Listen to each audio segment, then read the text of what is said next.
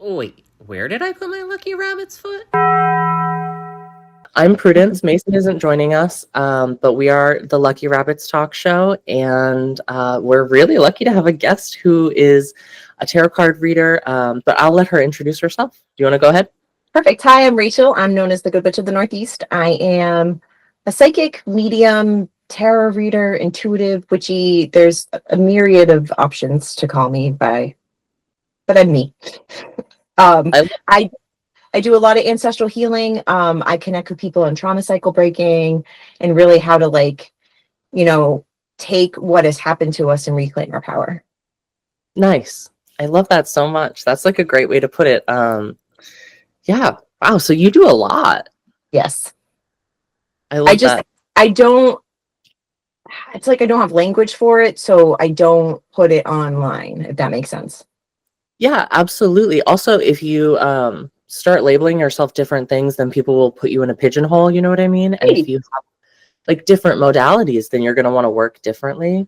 Right. Do you want to Yeah, talk people really? I'm sorry? No, don't worry. Go ahead. Like people are like, you're not a psychic, you're a witch. You're not a witch, you're a psychic. I'm like, okay, that's fine.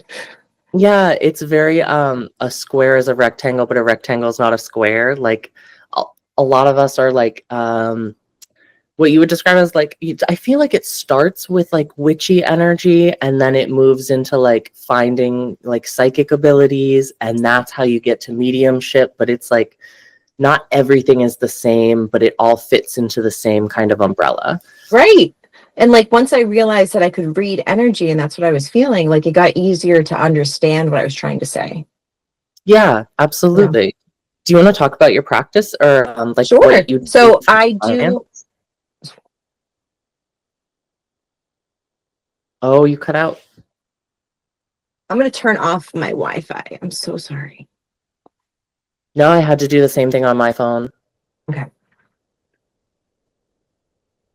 So do you want to talk about your practice and like kind of what you do for clients Sure. and So my practice and my clients are they're very similar. Like my daily routine is I try to get up. I just got into tapping. I don't know if you're familiar with it. And I heard a saying yesterday. It was said, well, I'll get to that in a minute. But so I do I do a lot of card reading, yoga, breath work. I love meditation, and like diaphragmatic breath work. And then with my clients, we do a lot of card readings, a lot of channeling, and sometimes I'll do spell work for them, but that with my own personal code of ethics, I'm very stringent on who I offer that to and what I'm willing to do. which is completely fair, right? I mean, when you're doing like ritual work and you're working with like your guides kind of, and then their guides, and then you're calling in energies, like you have to make sure the intentions are right. And like a lot of people will come to people and ask to do things that's like, well, maybe we work on our life instead of sending negative energy Like, out. Like, hex my ex. No, yeah, no, no, I literally won't. just the only hex that you can do on your ex is do better. Right. Sure, Like they see. I'm a firm believer in holding abusers accountable, and that's where I'll intervene. That's where I like to do I do a lot of justice work with my guides and like the collective and my clients. I love that. Yeah. Because justice work is a little different, right? It's like sometimes you have to give karma a nudge. Yes. Like baneful protection was like something that really landed with me when I first started really studying witchcraft, was learning how like it's okay to defend yourself with weapons if you need to. Yeah, right. And like it's a passive form, really. And you always, there is something, Mhm. right? That's like the energies are only going to do what's the best. And so if you're kind of putting something out there, then you can kind of trust that if something else is supposed to happen, or it's really tough when you talk about like what's supposed to happen, right? Because there's like destiny, but then it's like, do bad things happen for a reason? And Right. how do you gauge or like understand that is a really difficult one. Absolutely. And like I have a couple clients that were like there was one lady, she's amazing. I love her so much. But she's like, I want to do a cord cutting. And I said, we're not fucking with aggression with you right now. We're doing healing, we're doing grounding, we're doing protection, we're doing calm. You are not allowed to touch anything aggressive for like 6 months. Yeah, when I do readings too with tarot, especially, I do a Celtic cross and I kind of force my clients to be willing to do that. Not really force. I'll be like, we can do clarifying questions after, but we need to look at different aspects of your life and things you have to unblock, because you might actually be having that aggression at like your career or your home life and taking it out on other people. Or sometimes we read things wrong too. Yeah, definitely. I had a conversation. One of my first interviews was with someone, and we were talking about past relationships. And like, if you want to do better and you want to find the right person, then you do have to kind of acknowledge what you've done wrong, because it takes two to tango. It's Right. cyclical. And like, there's balance to the world too. That's something that like, the more I stepped into my authenticity, I was obviously afraid because of like the times we live in and things like that. And then there's past life trauma. But however, like I look at it to balance. Like there's so much anger and hatred and violence in the world that there has to be sometimes like light has to make room and we have to elbow our way in, but we deserve to be here too. Yeah, and you have to set boundaries, right? I mean, a lot of people let these things happen, or like I've found in readings, I did one recently where I don't know if you know a Celtic cross, Oh yeah. there's a hopes and fears section, and the tower was in the hopes and fears section. And I was like, man, in that position, I look at things as not just our hopes, but our fears, because our fears and our hopes are so intertwined. And it was this feeling of, because it was like a collective reading, which I don't do too often, but for like America. And it was really this moment where I had to be like, oh man, we're hoping that the end comes. Like we are like kind of manifesting it in a way. And that's a tough one, because it is, the justice card also came up, and pretty much any, like the death card, and what was it, judgment. And I was like, so there's an end of something coming, there's a new in the world, right? So there's definitely new cycles starting, but yeah, but the thing is, it's being driven by our hope that things go wrong almost. And it's like, oh, That's where we need to readjust as like we deserve better. yeah, like we can tell that the foundations are broken and that the tower has to come down, but you almost can't hope for that storm where it happens. You should be focusing on the foundation to begin with, really. Yeah. That's a good way to put it too. Instead of like manifesting the storm, like going to get sandbags and like reinforcing the foundation we already have. Exactly. That's Yeah. a really good way to put it. I mean, as a nation, we definitely have some shaky foundations. That's the thing. Like I was talking to a client the other day because like I see a lot of people that are in like, you know, more vulnerable communities. And so this woman has so much valid rage and anger and everything that's kind of circling around. Oh my God, I just lost what I was saying. Well, it's that thing of what do we take on from our environment, right? Right. And like where do we put the boundary and where do we like because it is a privilege to be able to like turn off the news, and I don't mean like that, but more along the lines of like I can't fix everything, but I can fix me, or like how I respond, how I interact, what I put out. Yeah, exactly, right? Like, especially if you're called to serve other people, it's like I wish I could fix everything for everyone, but everyone's got an individual journey, and then that individual journey, a lot of that collective energy, right, is like the subconscious stream. Like our thoughts are flowing into each other, and what we have individually can really affect the collective. And then it's cyclical, right? The collective affects us, we affect the collective. And especially right now, I keep coming up with all we can do is try to seek harmony and seek each other out. It's a time that we can feel isolated, but that isolation isn't going to be productive. And it never has been, and that's a truth we have to keep up front, because that is our default. Our default is to like hibernate and like be like, nobody wants me, I need to hide myself. That's what we used to do. That's the antithesis of what we should be doing. That means we should be connecting, we should be seeing each other, even people that don't align with us. It doesn't hurt to like try and see. Yeah, absolutely. And we should be seeking out people who are different, because it's that diversity is really important. I got a reading recently from someone, and we were at a fair, and there were a bunch of people that I was like, oh, we have similar energy, we're really connecting. and then there was this man who had like in color theory, right? There's complementary colors. They're opposite, they contrast, and in that you're able to do a lot more with the painting if you're doing painting. And so we have like the palette of our tools, and I was like, this is a different color to bring into the picture. And so getting like diverse readings from different people and like connecting to people who are different is just like healing in a different way. Oh, absolutely. And like personally, I so agree with that. Like I've noticed that in my own life. Like I felt stagnant and stuck because there was a truth I wasn't willing to look at yet. And so I literally was doing like la, la, la, la, la, la, la, and then I treated like a friend the other day, and she was like, "Oh, XYZ," and I was like, "But I have religious trauma," so I was reading the message as I needed to shift and do something else and become something I'm not, and I didn't want to because I have religious trauma. Yeah, absolutely right. And there's this thing where you might hate something and you might not want to address it, but if it's in the room, right, like you have to talk about the elephant in the room. And even if you're just talking with yourself or kind of like whatever you connect with, it's at least addressing it. It doesn't have to be like out like airing your dirty laundry, but it does have to come through and you have to work through it. There's like a psych term for, or is it naming the monster? Nice. And like I don't love that term because I feel like not everything we battle is like monstrous and like evil, but like some truths are, Yeah. some unprogramming is evil. And generational trauma you brought up, which is really interesting because like I was talking to an energy worker the last interview we did, and we kind of meased out this thing where we were talking about having the tools and having only the tools we were given as like children from our parents.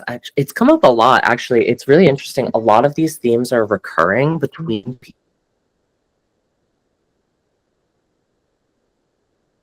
people. But getting past life trauma takes getting tools you might not have gotten in childhood from like religious experiences or family experiences, and learning our own toolkit and addressing ourselves is, I mean, it's the first step. Absolutely. Really. That's how I have a daughter now, and like I always said I didn't want children because like I had to really like my mom did not do her best. She might have tried her best, but like I know I'm a lot like her, so I was like, oh, I'm gonna do the same thing she did, and I never want to do that to somebody else. And now I have a kid, and like it has been the most gut-wrenching, eye-opening healing I've ever done. Because now I see my mom in the light because now I see her as a child. That's right. I saw one of your posts and I thought that was beautiful, where you were like, well, there's a lot that I wouldn't understand until I was put in the same position. Yeah, and having to change kind of your outlook on that. I will say one thing I want to ask about that. I've been trying not to like poke and prod too much, but do you feel like when you entered that maternal space, like your intuition kind of jumped? 100% I feel like when I gave birth to Nora, that's my daughter's name, I gave birth to who I was meant to be. Yes. Yeah. I noticed that a lot of medium psychics, people have families and children. Obviously, you can do this without them, but but it's like an awakening experience for a lot of people, and it's almost like you're connected back to that chain of motherhood. And like for me, it came in the form like I'm a people pleaser and I will self-abandon to a fault. And then once I was gifted this beautiful little soul that I got to protect, I was like, well, I can't do that anymore. Like I okay, like find your strength, really. Yeah. And like I remember before I started my journey, before I figured out what was happening to me, I remember being in the shower and crying about how like I must have been this unlovable monster because I can't. But now, further along in my journey, going to therapy, shout out therapy and EMDR. Truly, yeah. Honestly. Mix. And it's funny too, because my therapist, he was like, when I first started my awakening, he was a very Christian man. And like, I just wanted to see a man and like someone that was different than me. And we have very different backgrounds, very different, everything. And when I was going through and sharing him these downloads, he was like, I don't know what the fuck is happening, but like, it feels like you're talking to God. I was like, well, maybe I am. Yeah, right. I mean, it's so funny. There's this like preconceived notion that you have to be a certain type of person in order to talk to like I mean, I with like the term God, I have like it's a complicated relationship for sure, but I know I had a Ouija board work when I was a teenager, and one of the things we asked was, is heaven real? Is God real? And the answer that we got was really beautiful. We were talking to like specifically our grandparents were coming through, and the message was, heaven is real and God is love. And Yeah. so if you're tapping into that divine love, then of course anyone can channel whatever that love manifests as. Right. I had a client tell me the other day that God is love is water. And if we're made up of 70% water, and I was like, Yes, and that water is always flowing through the environment and changing and joining and leaving. and Yeah, creating. Sorry, exactly. 1 second. You got it. Sorry about that. No, don't worry. The next thing I want to ask you about, though, is kind of discovering your gifts. It sounds like you had that same process a lot of people had where it was all at once, almost crashing down, but you had to build it back up. Yeah. So I struggled with my mental health my whole life. And now looking back, it's because I'm a channeler. I didn't have language to describe what I was feeling. I was feeling everything so much because I was born to Boston Irish people. So they fucking ran from their feelings. So it's like everybody's energetic ghosts were there. And then little Rachel was born. I was like, oh, I'm going to feel everything, and so I had my daughter, I got married, had a kid, and oh, God, love her so much. And like, that was the first time that I think I really felt that I was worthy of unconditional love was when I had her. And I was like, okay. And then I got really low into like postpartum depression, anxiety, but it was different. I didn't want to die. That was the only difference. It wasn't the same as what it used to be. When I used to have felt that way, I would make a plan and I would have ideation. And this time I was like, I don't want to do that, but I didn't want to feel this way anymore. So I had been sober off drugs and alcohol for 10 years. I fell into addiction when I was 25. We can talk about that too. Congratulations through it, though.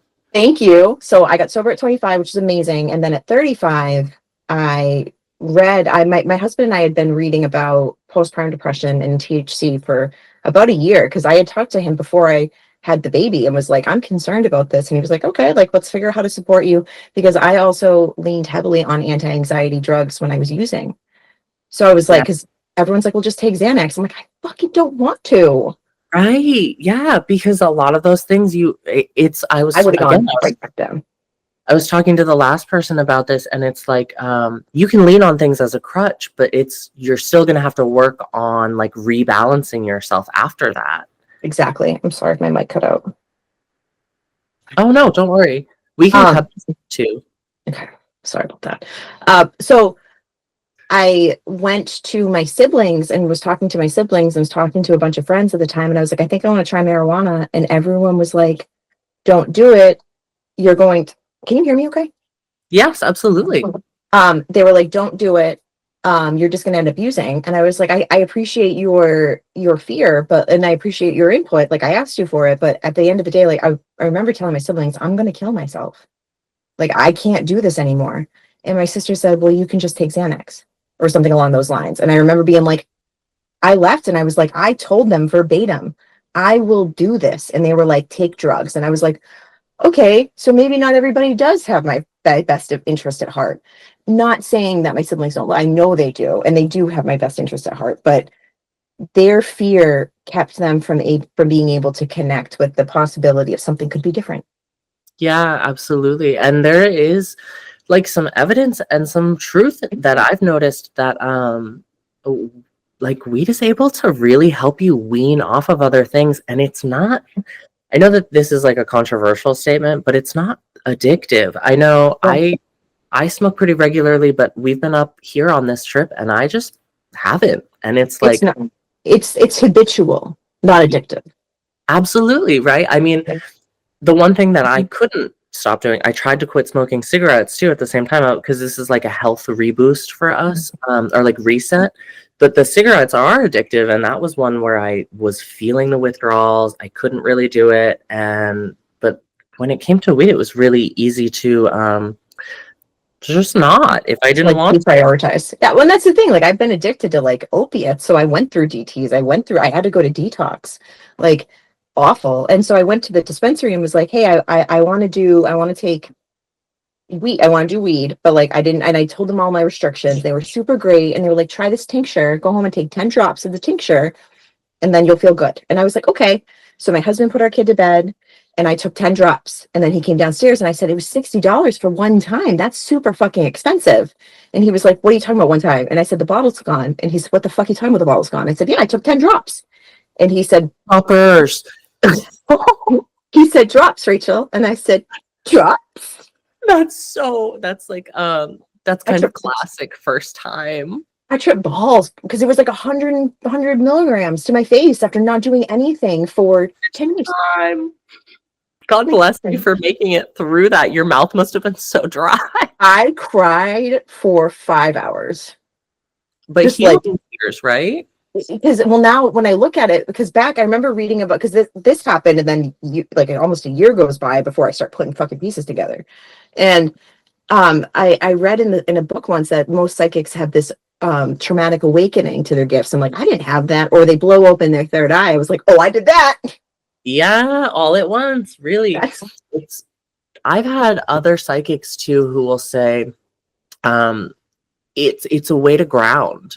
Yeah. Right? Like if you're feeling like way too connected, sometimes you have to connect to reality. And if you're able to get that grounding, then sometimes you got to turn it off. Not that it ever really turns off, but yeah, that's the part that's hard, where I struggle. Like I have friends that are incredible intuitives, and they have really strict boundaries, where I'm like, I feel like I'm a sponge all the time. Like I feel like sometimes I am a circus trick, where people are like, oh, you're a psychic, what does this mean?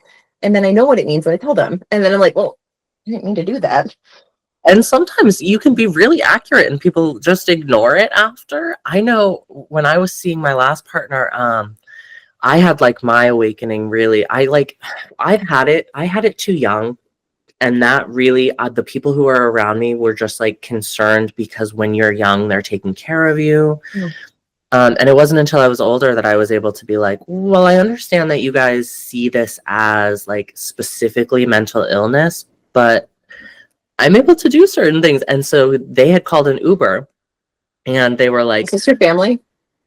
Yeah, my family. That makes so much sense. Yeah. I know your parents at my sister's graduation party. That's what we connected.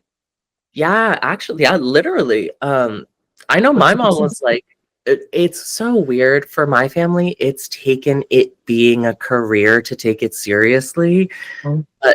And it's also seeing me do it. Like my dad would have never. But then we go to Long Island, Maine, and Casco Bay, and I was at a fair, and I read for a bunch of people he knew, and he just was sitting there, and he was like, wow, you're like really connecting to these people. You have no idea who they are, but I grew up with. And it is that thing of sometimes you just got to demonstrate it. Like I was saying with my ex, they called an Uber, and they were like, if you know this, then what is it? And I named the car, and I named the license plate, and they were just like, oh, and then ignored it. Of course, because it can't fit into the box of like, this can be anything other than mental illness. And once you're labeled, I mean, so I definitely have like hereditary bipolar, and getting it treated and having like a nice mood stabilizer was good. But it took during that experience me kind of saying, hey, maybe this isn't real. I'll take the medications. And if they turn down like the mood swings or like the over emotionalness, then maybe I'll actually be better at it. Sure enough. Right. It's just, it makes me sad when people label it, because mental illness, first of all, is rampant in our country, and we don't help people that need it, like veterans. It's really, and it's a rough system that, it's really, it'll keep you down. I mean, that's our epidemic. Is mental illness. I got hospitalized, and it was this thing where like I really had to, in the hospital, be like, well, you can't take someone's religion from them. Like, you wouldn't take someone's Christianity away from them. So how would you tell me that I have to stop practicing like Wiccan things or like connecting to whatever I'm connecting to, because that's what's getting me through? I know, like, I remember in the beginning of my journey in like 2016, someone said, you can't tell them that you talk to angels because they'll think you're crazy. Yeah, I'm like, literally. I wasn't channeling at the time, but I internalized that. So fast forward 4 years and I'm like, I can't tell people I do this. Like, I'm crazy. Yeah, absolutely. I know. So my experience is like, I for sure had I don't know. It's really tough. I basically had a roommate who convinced me to, she was like, "Well, if you can't sleep, take Ativan and NyQuil." Turns out that that makes you trip for days, and they had scheduled a police wellness check the next morning. So I like literally in retrospect, like I don't know how to, I like call them out on it now of like drugging and you like abusing the police and then abusing the mental health care system. Mm. And it really is this thing of like, they just heard me talking about like angel protection and like, so when I transitioned, this was all at the same time that I transitioned. I was going to ask you how that lined up. Yeah, exactly. And so I came out and they really, I know I've talked to other mental health people and like psychiatrists, and it's like kind of documented now that it was essentially like a form of them trying to force conversion therapy in a way. Yeah, right. Like the idea Oh, was like that not let me out until after I had like gotten through the gender thing and ended up on the male spectrum. But my experience was like I had a night where I was really struggling with it, and I like really feel like that God energy came in, and it was this thing of like that energy being like, there's multiple expressions of gender even for that energy, right? And so it was so this, absolutely.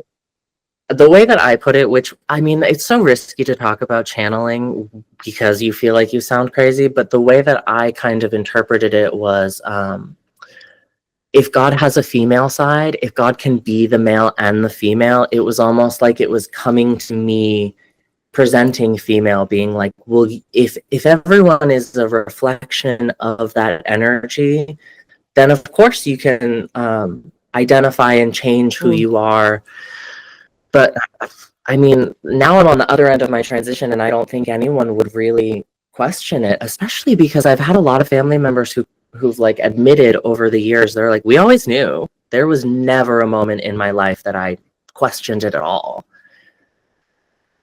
That must have been frustrating though, having to advocate for yourself your entire life that you are wearing things that didn't fit you, literally, physically, emotionally, spiritually. Yeah, yeah, absolutely. I know. I think it was before your sister moved in next door, but one of the first stories I've ever heard is that I stole one of my sister's dresses and tried to run away. So I made it down to that busy street, and then the neighbors at the end of the street were like, "This kid can't go across the street." I don't really remember it, but it's that thing of like, before I even remembered my memories, I knew, and I was attempting to align with what Yeah, that. that's what you knew. Yeah, It was yeah, like just like my daughter saying to one of our trans friends, she was like, "Oh, so you just feel better now? Well, that's good." When yeah. after he transitioned, he's like, "Yeah, I literally just feel better now." She's like, "That's good." Yeah, and it's this time of like, I don't know, I have this vibe of like in knowing all of that from like a really young age, because also spirituality, like I sought out like books in my house that were like buried in the basement.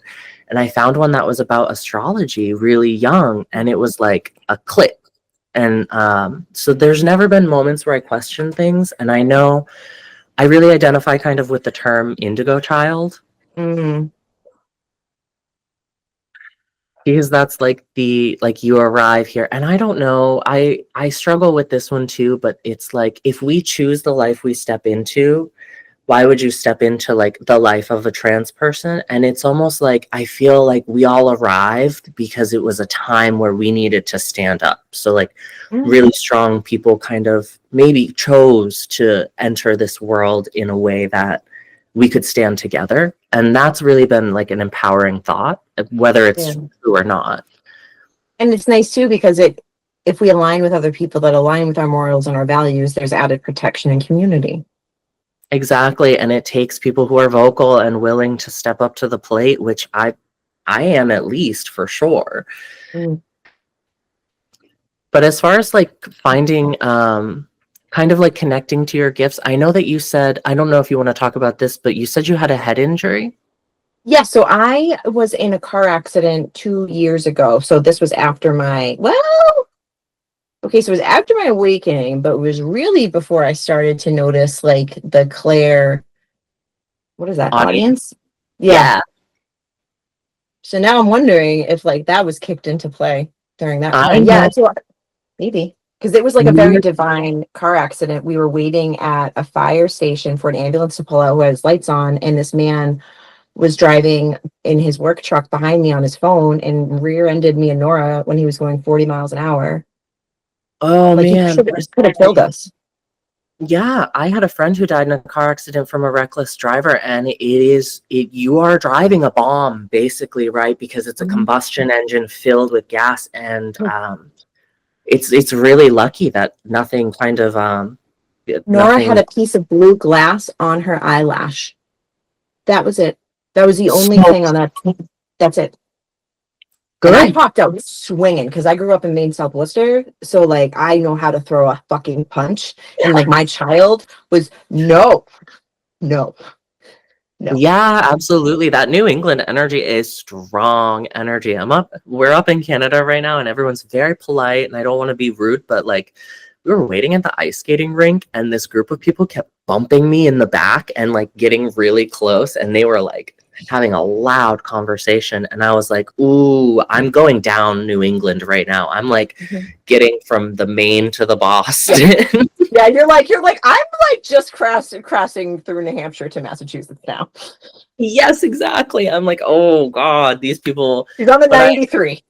I like kind of like stifled it, and I literally looked at Mason and I was like, it's if I seem grumpy, it's because I'm 5 seconds away from turning around and being like, it may not be COVID, but you need to give me 6 feet. We may be waiting in line. But for real, that's the thing I don't understand is the closeness now of everybody. Yeah, it's an invasion of personal space. And like I said, they were just being a little bit too loud. And I also wanted to be like, this is my ear. I'm like just trying to hear everything. Yeah. That's interesting though, that experience kind of like specifically with clairaudience or mediumship, a lot of people find it after a near-death experience or a head injury. And I always wonder, we had a metal slide growing up, and I fell down it, and like really, my sister describes it as like it looked like jello coming out of my head. And when I think about that memory, I almost feel like it was an out-of-body experience for a minute. Like if I think about the memory, I almost feel like I was watching it from inside the front door. But it was so early that those memories are really touch and go. And what do we make up of childhood memories and what's real? That feels accurate, though. That you split outside your body. Mm-hmm. Yeah, and I know like Tyler the medium had like a similar experience where it was a head injury as a child that really like kicked it in. I know mediumship is like rare, right? Like if you can do it, it's like the unicorn of the psychic community. So it makes sense that it would take something strong to like wake it back, or at least it seemed that everything got louder for me. So it's like and once it's funny because I was talking to my sister one day, like shortly after I, came out of the broom closet, and she was like, "You feel like 7-year-old Rachel again." She's like, "I haven't felt you this happy in 27 years." And I was like, okay. Because it's the relief. And it's also like, I mean, anytime that you can connect with the other side, I call it like the ghosts because I like to keep it light. But anytime that you can connect with like the other side or that energy, like it's freeing. It's really a beautiful experience. And it's validating too. Because it's not, our lives aren't this random mishmash of pain and agony and then we die. Right. It makes you appreciate life more. Absolutely. To be able to kind of if you can connect with people who've lost life, then you really understand, like, it's an ephemeral experience and it's a journey. Yeah. Like I have clients whose children's have transitioned. I'm thinking of one kid in particular, Parker. He passed away when he was 19, and he comes present to me for other people's readings, but it's usually when someone's struggling either with suicidal ideation or they lost someone to suicide. Like I had a new client 2 weeks ago, and I went for a run, and I ran past a Parker Street in two different locations, and I knew instantly. I was like, Parker's coming in. That means that we're going to be talking about suicide. And it's amazing, really, like, whoever connects in very specific ways. I didn't mention it in the interview with her, but I interviewed a friend who lost a friend. I'm not quite sure to what, but anytime she talks about him, the lights around will flicker. And like this light, very consistent through every interview, other than when I was talking to her, there was like a flickering. And I was like, yeah, we were at a party too, and she had like Christmas lights up, and we were talking about like a camp that they were running, and like really good like protective energy specifically for queer youth. And it was like Stranger Things level blinking, which was like amazing, and like affirming, but also there's this energy where like sometimes things like that happen so often that you're like, yep, hi, yeah, you're here, I know. Leave the lights alone for a second. I did a reading for a friend the other day, and so it was a friend's mom, and their ex-husband had passed away, and he kept intervening in like the most polite way possible. Like you could tell she needed a reading, and it had been a minute since she'd had someone that she trusted. And like he kept and so at one point, like I looked off and I set a boundary because he kept fucking with the lights, or like the cards would fall and it'd be like 234 333, and I'm like, I fucking know you want to say something. So I was like, and he was like, you can do your thing, but I have things to say. And I was like, okay, but we're gonna focus on this. And he was like, no, I have things to say. And he was like, what do you do? I said, I'm an ancestral healer, sir. And he wanted to talk about ancestral healing. So yeah. Oh, interesting. Yeah, like the modality was understood. That's interesting. Yeah, when people come through, there's this thing too where a lot of people need a little bit of evidence, and that little bit of evidence can go so far. It was funny too, because he was describing, so they were divorced, but he was describing her current husband, and he used a very specific term that I looked at her and I was like, he's saying a word, but I feel very disrespectful saying it. She was like, what is it? And I said it, and she was like, nope, I need it. She's like, not that I didn't believe you, but it was a term that they had established together, you know? Yeah, absolutely. And you never know which feeling or like thing that you're channeling is going to be meaningful to them, but you just kind of, it's that thing of you have to say it to find your peace, to get it out. And if so much of that, like that darker energy that we put on ourselves, I feel like has to do with the fact that we're holding back and we're not speaking the things that we're thinking, and you miss 100% of the shots you don't take, right? That's true. Michael Scott, Wayne Gretzky. I Do you have like no The idea. Office? I'm a super Office nerd. I love that. Oh wait, that's funny. Like they talk about it in The Office. Mm-hmm. He has it on the board where he's like, he says the quote, and then he says Michael Scott underneath it, like he said it, and then underneath his name, he writes Wayne Gretzky. I love that. Yeah. It's so funny. Like little idioms are something that are like easy to channel, right? Like one of the first things that I really got was don't make a mountain out of a molehill. And it was just this thing of like, wow, I never really understood it. I heard it 1,000 times, but when it sinks in, it really sinks in. Oh my God, so different, but so funny. So I had a similar experience with the concept of original sin, like probably 4 months ago. Like I had heard about original sin my whole life. I think I know I internalized it, but then I think I refused to accept it. At least as like a kid, I was like, that's stupid. And then I went to a funeral, and they were talking about how the children are born dirty and only the blood of Jesus. And I was like, and I called my father. It's so fucked. And he was like, Rachel, what's the concept of original sin? I said, people have for thousands of years have believed that children are born dirty. I think there's a Mormon book that at like 7 you start just being affected by the devil unless you go to church. And it's like, how do you put that on someone? Because once you start telling people that they are something or they're feeling something, it messes with their brain, and it's a form of control that it can really be damaging. Well, I didn't realize. So when I learned about the concept of original sin, I was 7. It's funny. There's something with the soul that happens when I'm right around 7. I don't know if we fully integrate, but there's something. But so I was right around 7. I remember my grandmother telling me the concept of original sin, and around that time, I was getting molested by the neighbor boy, and I was like, or neighborhood, because he was a fucking grown ass teenager. He was like 17. But I internalized that as I'm dirty, I'm wrong.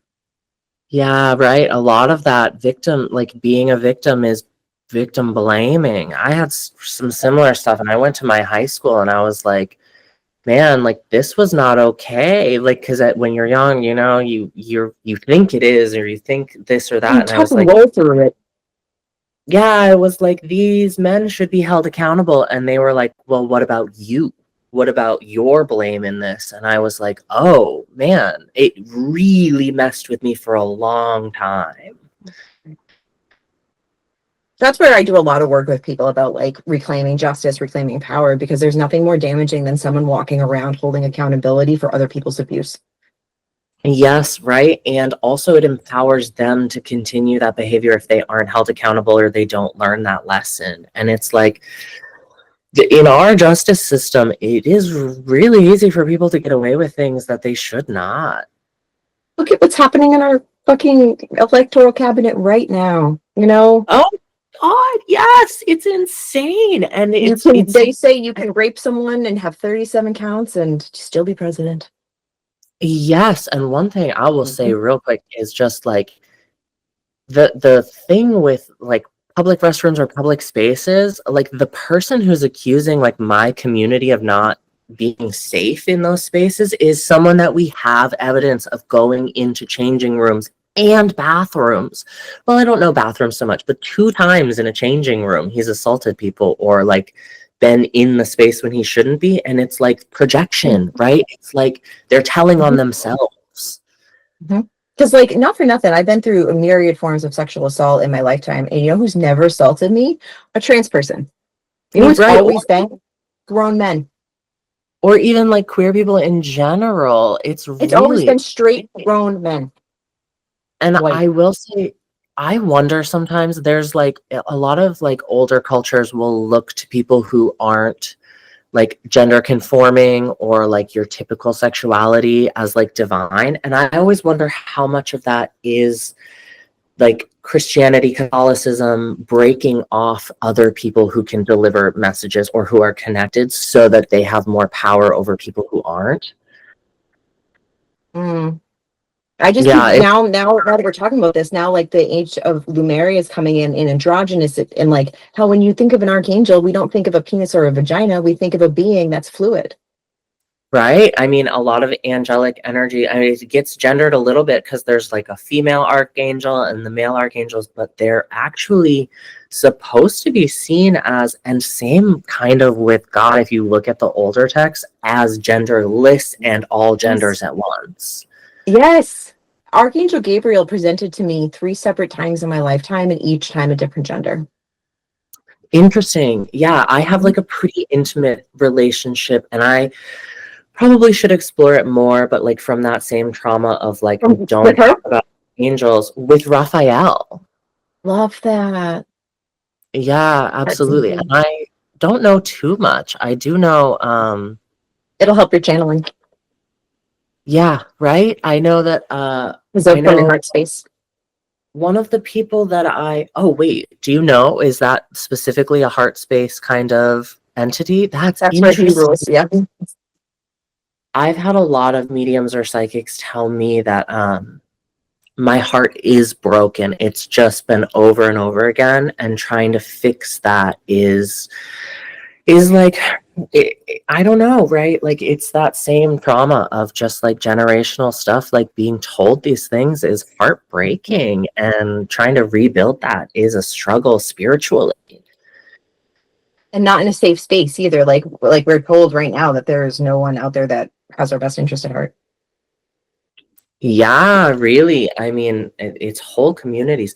And it goes back to that same thing, right? Those same communities that they're targeting are communities that have non-traditional forms of religion. And they really have their eye on Christianity. Not to go back to like the confirmations, but I heard a lot of people say that they were being accused or that they had things in their past and they were like, yes, but Jesus. And it's like, Jesus doesn't have time for you right now. Jesus No, has Jesus other. is not like anything what y'all are doing. Right, No. absolutely. And there's like an ignoration or like a willful ignorance of the actual teachings. You know what I mean? There was shortly after my awakening, I had to go to Planned Parenthood for something, and because like shout out amazing Planned Parenthood, and there was a priest there, and so when I was leaving, I had time to disrupt this man. I had time. So I rolled down my window and I was like, I love talking to people about God. Like I very much believe in God and that God is in everybody. He was like, oh yes, my child. And I was like, and Jesus as a person. He was like, absolutely. And I said, he loved everybody. And he was like, yeah. I was like, no, he loved everybody. Because I believe he was very sexually free. I think he was a sexual healer. And I think it Well, was very fluid. his best friend was a sex worker, really, realistically. Shout out to Mary Magdalene. That's She's really actually, technically, she was his first disciple. But there's gospels that are lost because they refuse to yes. include her.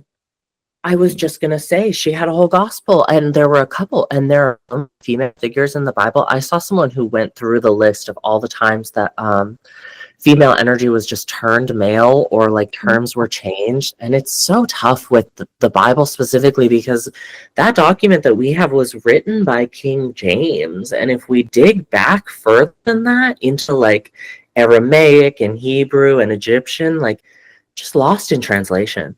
So much of Absolutely. it. Which I wonder now, though, with the connection of our communities, because 2,000 years ago, we weren't able to talk to someone overseas, but now I have clients that are in Australia and Japan and fucking Africa and all over the world. I wonder if like between our connection and our AI, if we'd be able to retranslate what's been lost. There's a YouTube channel that I really love called Esoterica, and I meant to check this after I mentioned him before. I think he's a doctorate in Jewish studies, and oh my God, he pulls back these documents and he'll be like, no, this is what it says. And there's like notes from scribes where they're like, I had to change this or didn't know what this meant. And so it's just like, Interesting. so much of it though is reclaimed in trusting your gut. Like, Yes. yeah, absolutely. And reaching out to it yourself. That's super interesting. Which kind of goes into our next thing. Do you have any like stories or advice that you want to share that you think might help people? Yes. So the gut healing, number one. I'm a firm believer that if you're going through something energetically, it's going to show up in our physical life. So, like when we talked earlier about like suppressing our voice and not putting ourselves out there, I put on like 40 pounds in almost 2 years because I was really afraid to step into this next whatever I'm moving into, you know? And I What was, an point. I know when I had like my young awakening and it got shut down when I was in like a senior in high school, I ballooned almost 100 pounds. because we're internalizing, you know what I mean? And so Yeah. the, Oh, you cut out for a second. I'm so sorry. My internet's terrible. No, don't worry. Ours is not much better.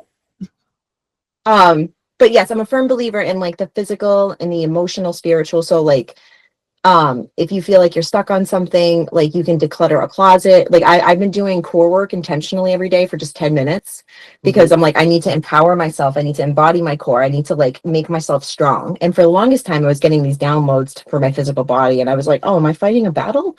And it was, no, I just need to get more into like physical preparation. But for advice, I would say, pay attention to how you feel when you share things.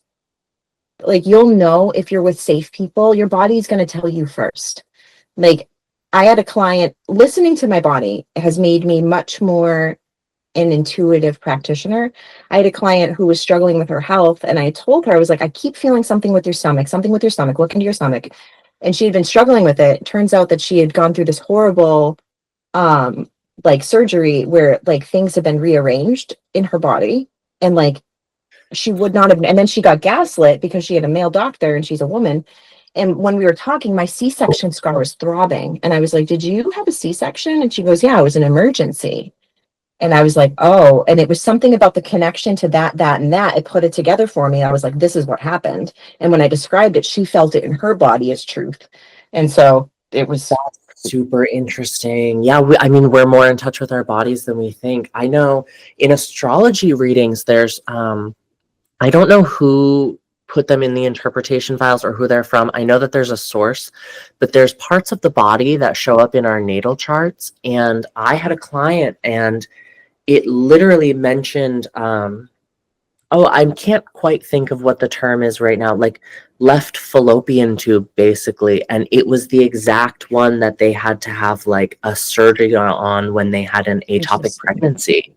interesting. Yeah. So Yeah. much of that is just like, I don't know, health and spirituality is tough because I think we both agree, right? That you have to go to your doctors, you have to seek mental health help from other people, but also you energetically do have to recognize certain things, and an energetic healing has like a very physical effect. Yes. It's funny because one of my clients is my primary care doctor. And so I've been doing this for 3 years before he found one of his kids sent to him one of my videos just because she was like, I love what this person's saying. And he was like, oh my God, that's my fucking patient. And so he's like, why didn't you tell me? And I said, if I told you that I could hear voices in my head, you would have put me on Abilify. Right. And he Yeah. goes, 100% I would have. Yeah. I was talking to someone my first interview with one of my mentors. We were talking about like the danger of channeling at first, and also just like the confusion that you might have at first, because I describe it as being a translator. Yes, right? that's what I say too. Yeah, right. Because you're getting like maybe messages, and like sometimes they come through like mediumship, right? They come through with things you wouldn't normally say, but for the most part, you're still thinking in your voice. You just kind of are influenced to tell yourself different things, or like speak to yourself, really. It's really fascinating. Yeah, heal the body, or listen to your body. Prioritize pleasure in all forms, whether that's how you dress, what you eat, how you carry yourself, relationship with body, prioritizing pleasure and like safety. You know, that like you're safe to experience pleasure, you're safe to prioritize it, you're safe to enjoy it, you're safe to want it. That's And something that for like other people, like you hold space for other people's safety is a really important one, because so many of us don't feel safe, but we can't like verbalize that, and there's always someone who's willing to listen. Oh, absolutely. And like you can tell in your body. Like I read at this like cannabis growing competition. Men don't usually respond to me. Like they have, I don't, I think I scare them. But I read something like 18 out of 22 men. And I was like, I wonder what the difference was. It's because they were high and they couldn't dissuade what I was trying to tell them. Yeah, absolutely. There's also like a mental block where, right, like a lot of men's mental health comes from not being willing to talk because they feel like they'll be less of a man, or like it's that same kind of like gender stifling. It's societal. Yeah, right. Mason's pointing out that so much of it is societal, because it's society. Look at trap wives. Oh my God, you're right. There are a lot of women who are also victimized by like toxic masculinity, and men too, though. Like I'm sure, like my dad is one of the most intelligent men I've ever met in my life, but cannot operate a hammer or tool set for anybody. But I just wonder what his life, because now he's very happy. He's doing pot. My dad's a lovely human, but I wonder like what his life would have looked like if he was able to prioritize receiving love, receiving creativity, receiving things he wanted, being in his feminine. I wonder how much joy he would have had. right. And so many of like I always talk about like we can hold accountable this generation above us, but we also have to recognize that the generation above them was really horrible to them. I know I've like really grown into that same thing you were talking about with your mother, with my father, being able to be like, oh man, like he had a lot of didn't know. Yeah, he had a lot of brothers. He had a dad who was kind of from Maynard. their stories, not the nicest, not the kindest to them. And so Tracks. it's like a forced performative thing. I know, like for me specifically, like the gender thing has always been so clear for me that like I hate to say this because I know that he loves me, but he was my first bully in a lot of ways. Like the first time I did my eyebrows, I got really chewed out. Like he used to tell his coworkers he had 2 daughters in like a really demeaning way. Not But in a proud way. Not no, in a way, not like new transitioned. yeah, exactly. And then when I did transition, it's the same thing. I had a childhood bully on Facebook who came at me again, and it was the same person who in childhood asked me when I was going to get my period and called me a girl is now saying, well, you're just a man in woman's clothes. And I'm like, you were one of the first people to recognize this energy. How are you? Why are they so concerned about what's between your fucking legs? It's really insane. It's Like, if you want to fuck me, just say it. okay, valid. Sorry, I'm very vulgar. A cover. I mean, especially for like childhood bullies, it's like, but you never know who's getting hit at home, who's getting don't. told that And, they like- can't. Like Maine in what 30 years ago was so much different than it is even now, you know. Absolutely. A lot of my family's from Connecticut, so that's even worse than That's me. way worse, dude. It's And way worse. Catholic. So breaking with the church for a lot of them. I had an aunt, and I know that she kind of broke with the Catholic Church when there was a pope who said that it was like a sin to be gay, and like they were all like we then, not now. It's really interesting to have been identifying as gay my whole life, but now that I've transitioned, I'm in heterosexual relationships. That's true. Not cisgender, but heterosexual. Heterosexual. That's true.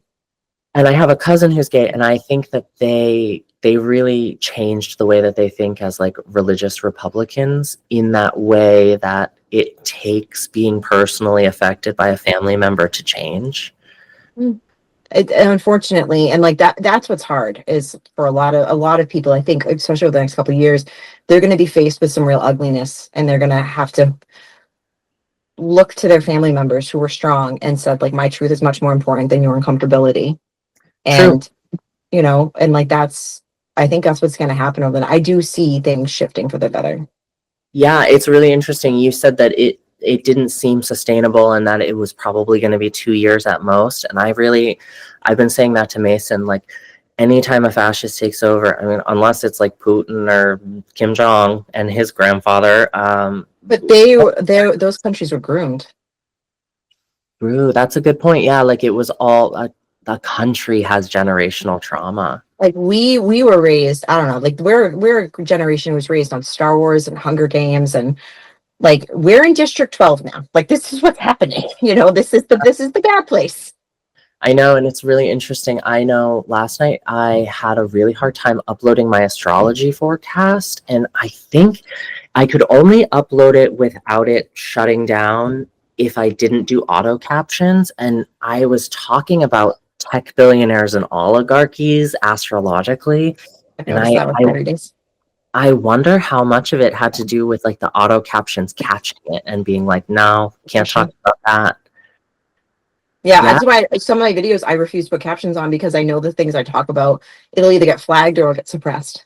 Right. There's like a whole thing about shadow banning, right? Like you talk about the wrong thing and the algorithm itself is like, well, that's not what I'm geared to be able to push. Never mind. Your opinion's cute, but yeah, and like with the astrology forecast, like we're really seeing a lot of the outer planets calling out bad leadership, toxic authority, and calling for like rebellions and strikes and protests and revolution. And I didn't realize at first that that's kind of like a risky thing to be saying, because I'm not. The hard part is I'm not calling for it, but it's literally in the stars. And so if I'm delivering honestly what that like the astrology is interpreted as, then I kind of am calling for it. And I do support like the People's March in Washington. I don't know if you saw, like 10,000 women and diverse people were there standing up, and astrologically, it's a successful time to be doing that. And I really feel like they might not have gotten a lot of coverage, but it was a success that many people got together. Oh, absolutely. And energetically, what that does repair, it does repair, because at the end of the day, the last time there was a march on those streets was January 6th, 2021. So energetically, those footsteps were repaired with justice and integrity. And we also saw Proud Boys marching in uniform for one of the first times, and all like 1,600 of them were released. And it's nice to know that even if that many scary, oppressive people were there were 10 times more people who were there to fight for people's rights and against them. And so Right. I wonder how much we're going to really have to face what the real collective is, right? This election was like weird, where people sat out or downcast ballots, and like I really see a lot of like tech playing a negative role, but like even if you can affect those numbers with technology, that doesn't mean we aren't still in the majority, we aren't still here, we aren't still like claiming our space. It also makes me, I just got a hit too about that takes away our consent. Yeah. Yes, absolutely. I mean, not to Because call if it. it was a fair election, at least I tried. Yeah, I know too many people who sat it out too, frankly.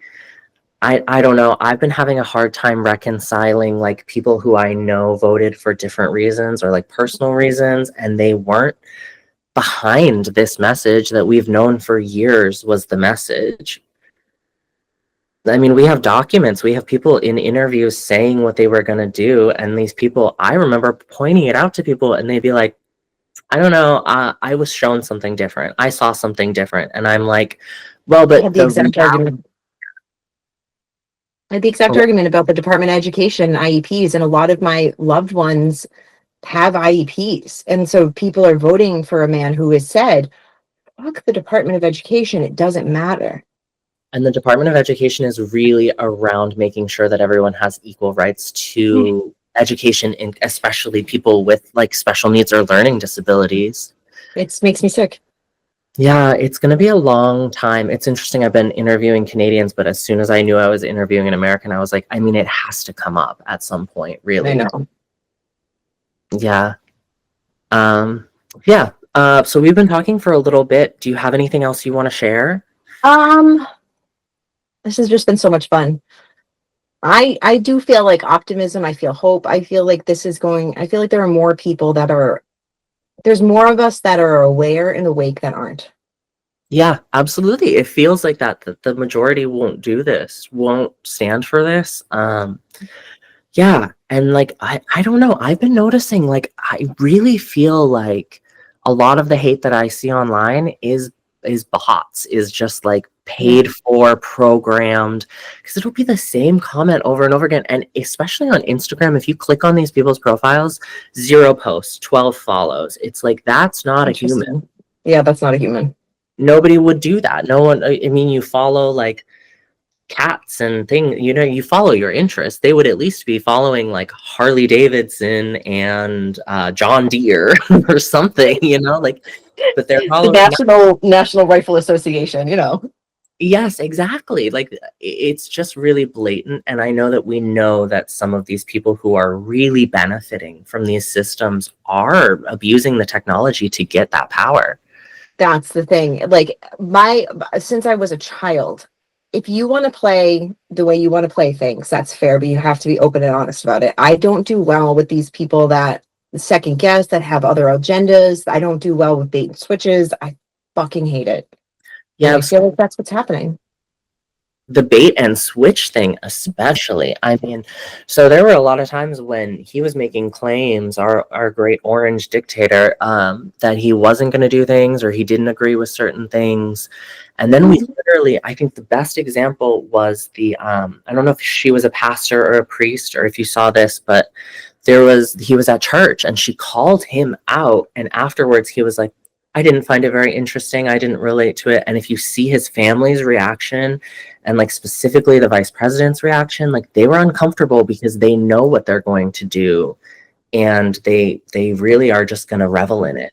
And they were in the house of God. They were in a defined house of God that they believe in. That's what they believe in. They believe that. but they don't listen to it. It's really, Right. and she called in a lot of other religions too, like That was beautiful. You could feel the passion in just true intention in her voice. yeah, I mean, she may have been speaking straight to him, but she was really speaking to a lot of us also. Yes. Especially in the people that have not a voice, not a platform, that don't have community. Or don't feel like they have a place in organized religion because of those more than toxic places, or people who've been co-opting the language without delivering the message. So sad. I know for a long time, I really felt because I had like Catholic family, and I all felt like a place of wanting to be part of it, but also knowing from a very young age that I was queer or gender diverse or whatever, that I wasn't really welcome there. And it's Yes. one of my first spiritual experiences was sneaking down to the beach at the family beach house, during a full moon when the tide was really high, and just like laying in it. And I referred to it always in my mind as my baptism that I It's just gave. like baptism. Yeah, absolutely. And it's always been like a really nice feeling that I have that connection with the moon and the ocean, and there's always Your going sun sign. Sagittarius. I love you so much. That makes a lot of sense. What's your moon? My moon is Virgo, which is my Oh, mom's sign. And in astrology, you look to the moon to talk about your mom, and so it's that same kind of that was always a really direct one for me. Laura's got a Capricorn moon. I was like, oh shit. Well, that's if you're yeah, well, but if you're keeping things kind of like safe at the home, and you're in the Yes. control of the helm, that is very Capricornic, or whatever you would say, Capricornian. That I am very like, my family knows not to fuck with like the morals I have instilled in that child. Like she is friendly, open, kind, loving, like And you're going to protect and nurture that side, which is really important. Yeah, that is very Capricornic. I will say one of my older family members one day when she was little, like he said, like boys can't wear makeup. And my sister-in-law rode hard for me. And she was like, Rachel will never let you see her again. Don't you dare teach that child. Hey, everybody can wear makeup. Come with me, Nora. And then they spent the next 2 hours looking at like how everybody can wear fucking makeup. Yeah, I know one of my cousins gave me a NARS makeup tutorial book, and one of my cousin's kids walked up and was like, I think that's gross. And I had no tools or anything, so I just like shut the book and was like, whatever, and walked away. But there is just like a toxic residual energy that stays with people who were raised under like a forced masculine hand. I see it now. My kid's in kindergarten and I see it in her peers. I can tell which families I do not want her interacting with. Which is a good thing to recognize. Unfortunate for those children, but hopefully they'll grow out of it. I know I was watching a video of a little girl waving a Confederate flag, and like the first thing that pinged into my head was, she's not going to speak to you guys after she realizes the way you weaponized her identity as a child, and she learns about slavery, or hopefully, right? We hope they don't just write that in the history books. Who knows? Oh my God, there was, so I used to live in a small town actually right next to Connecticut, like right on the Massachusetts-Connecticut line. And they were upset that they were going to be teaching critical race theory. Which is so important. I mean, I will say, I've rolled my eyes a few times when these like overtakers or whatever I feel like they are, they say we built this country from the ground up, and they're racist at the same time. And I'm like, I don't know if you realize who was laying the bricks. Yeah, they want to go back to 1776 is where they want to be. Ridiculous. Really ridiculous. I ran the birth It's just chart. say in Hamilton. They say in Hamilton because there's like, we built this, we did this, and this is what we do. And then Thomas Jefferson comes back with, we know who did your planting. Come on. Literally, you. Truly. And we're still kind of like, I don't know, between the prison industrial complex and like immigrant labor, like we're kind of still there. I hope wildfires. Did you see any of that? The California wildfires were so bad that they had to use incarcerated prison people, which is And they're being paid 25 cents a day or something. to literally inhale toxic smoke. It's like, And you think like they're like, well, what do the prisoners need the money for? Food, commissary, sanitary y'all products. ever been in a prison before? I don't know. In like women's prisons, like you have to pay for your tampons. I'm almost You're- positive. You are 100% too. They gift them pads, but I think it's only like 2 or 3, like, and that's not enough. Oh my God. It's literally just a show of the ignorance of like the assigned female at birth body. Yes. It- And Absolutely. not every single person who was born with a uterus has a period. Yes. Some people have worse periods. When you look at the defining gender executive order, it is ridiculous. Their language is so clumsy. I don't even know. They use the term born with sperm, and I was like, I don't even think that's a thing. Like, I don't even think you understand how that Are we works. sperm whales? Because sperm whales are born that way. Are they actually? Yes. Well, babies, female, we're born like women that female assigned at birth are born with all the eggs that we're ever going to have. But Right. and we're formed in our grandmother's bodies. But I don't think the sperm. I don't know. No, it's ridiculous. I have no idea, and I honestly don't want to It makes me know. feel weird. It makes me feel weird. Yes, exactly. I don't want to think about these things, and like they're dragging them into law and they're making us think. I don't know. I will say I've been calling like the bathroom laws kidney infection laws, bladder infection laws, because it's I know for myself, I'm not going to feel safe in a men's bathroom, and I'm not going to feel safe in a women's bathroom anymore. I know enough stories of trans women who've been killed after using the women's room or sexually assaulted in the men's room. And it's like, at this point, I'm finding myself going like hours without doing anything, or telling Mason, we got to go home. And you feel it in your body that you shouldn't be doing that. And I don't know. It's a way to unwrite us from society, basically, because then you can't be out in public for more than 2 hours. I will go everywhere with you, and I will always make sure that you're safe. God bless. I will always run into both the bathrooms. Well, also, I have this thing where, like, I don't know, I can solve it all in one sentence or 2 sentences, and it's let girls play football, let boys play softball, and let's not be changing in front of each other. I don't care whether you were born the sex or not. Like, ew, you mean you're getting naked in front of each other? Privacy. Maybe we don't want to poop in a stall next to each other. Maybe we put a real wall there with a door. I agree with that. Yes, they're antiquated systems that we can get rid of anyway, and we have to change those things. We had to change it through segregation. After segregation, we just have to get rid of these things that And we've done it before. That's the point where it's so frustrating, because we've done it before. and we have that access to build a wall between stalls. It's fine, honestly. Yeah, they're built about the wrong wall. Even before I transitioned, I really liked gender neutral bathrooms. I know that they're like technically handicap accessible usually, but I just call them all gender neutral because I want to shut the door. I don't want anyone hearing me do anything, really. No. But, and also just privacy in general. Like, I get super fucking overstimulated. And even before my awakening, I would get super fucking overstimulated. Going into a stall where everyone can see and hear me is so terrifying. yes. I don't want to be perceived for 5 fucking minutes. Yes. School was hell. Yeah. Oh my God. When you just kind of reminded me. I mean, even changing rooms in high school, I would find my own aisle. I would use a stall. It was never something that felt safe. Even I don't think gay people even feel safe in those spaces, really.